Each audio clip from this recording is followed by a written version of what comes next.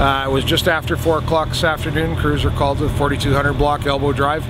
Our first arriving crews reported a well-developed fire in a single residence at this address. We did not launch an interior attack due to the intensity of the fire, and we took a defensive posture.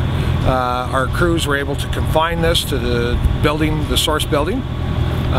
There was one patient transported by Alberta Health Services due to some smoke inhalation, and they've been transported to an area hospital.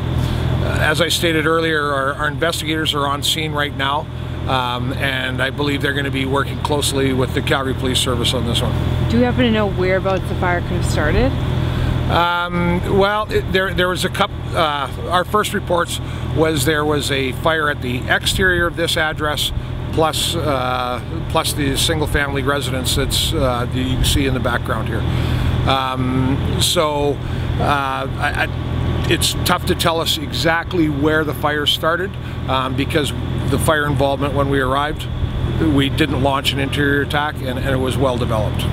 So do you have any idea if the person that had smoke inhalation was in the house at the time or a member? This is an area resident that assisted us and was actually going around banging on doors and ensuring that the exposure homes next door, that the people had evacuated. When they were doing this, they subsequently inhaled quite a large amount of smoke, and Alberta Health Services has transported them to an area hospital. What's the background on this house? We're hearing from some witnesses that, there were some break-ins sometimes. It's empty, so it hasn't been, vacant. Well, I can tell you that we believe that it's a vacant home. The background, as to past criminal activity, Calgary Fire wouldn't be able to speak to that. I guess at this point, do you guys suspect arson or anything, or? Like I said, our investigators on scene. If arson is involved, I'll include that in the press release later today.